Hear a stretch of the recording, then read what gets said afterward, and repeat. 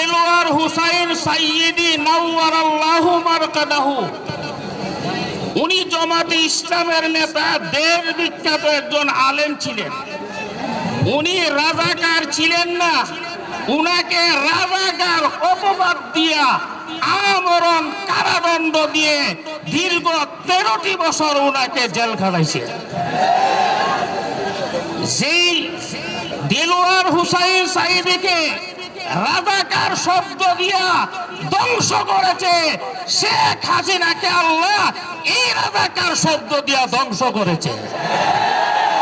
এটা হলো আল্লাহর বিচার। আমরা আল্লাহর আদালতে বিচার দিয়েছি। মুফতি আমরি খতমে বুখারীর দুয়ার মধ্যে বলেছিল, আল্লাহ ধরো ধরো ধরো।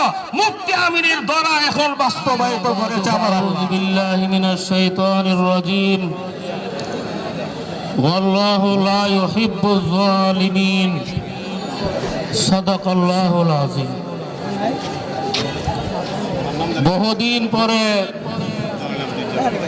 ব্রাহ্মণবাড়িয়ার মুক্ত মঞ্চে এসেছি। মনে হয়েছিল যেন এই মুক্ত মঞ্চের মধ্যে আর আমরা কথা বলতে পারবো না। দীর্ঘ বছর যাবৎ আমরা শ্বাসরুদ্ধকর অবস্থায় ছিলাম। স্বাধীনভাবে কথা বলবার স্বাধীনতা আমাদের ছিল না। আমি দুইটি কথা আপনাদের খেদমতে পেশ করব। শেখ হাসিনা বলেছিল 41 সাল পর্যন্ত এই দেশের ক্ষমতায় তিনি থাকবেন। যেমন দেখা যায় ক্ষমতা না তার বাবা। 41 সাল পর্যন্ত ক্ষমতায় তিনি থাকবেন। থাকার জন্য বিভিন্ন সেক্টরের মধ্যে তার দলের লোকগুলিকে নিয়োগ দিয়েছিলেন। আল্লাহর কুদরত 24 সালেই বাংলাদেশ থেকে পালিয়ে ভারতে আশ্রয় নিয়েছেন। তার এই দুর্দশা দুর্গতি কেন? তার এই দুর্দশা কেন? পৃথিবীর কোন রাষ্ট্রে তাকে গ্রহণ করতে রাজি না, পৃথিবীর কোন রাষ্ট্রে তাকে গস্তে রাজি না। তার এই দুর্দশা দুর্গতি কেন?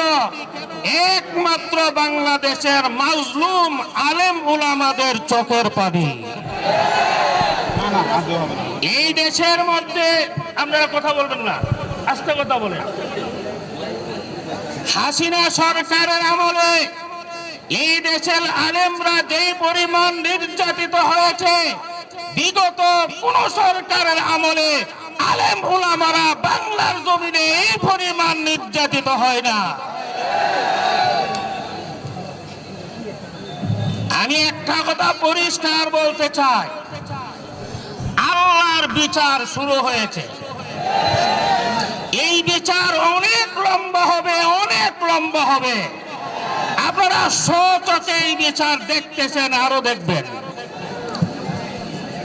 আল্লামা দেলোয়ার হুসাইন সাইয়্যিদি নাওয়ারাল্লাহু মারকাদাহু, উনি জামাতে ইসলামের নেতা, দেশ বিখ্যাত একজন আলেম ছিলেন।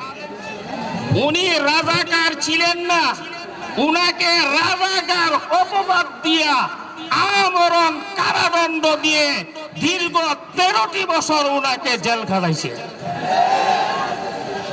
সেই দেলোয়ার হুসাইন সাইয়্যিদিকে রাজাকার শব্দ দিয়া ধ্বংস করেছে শেখ হাসিনাকে আল্লাহ এই রাজাকার শব্দ দিয়া ধ্বংস করেছে। এটা হলো আল্লাহর বিচার। আমরা আল্লাহর আদালতে বিচার দিয়েছি।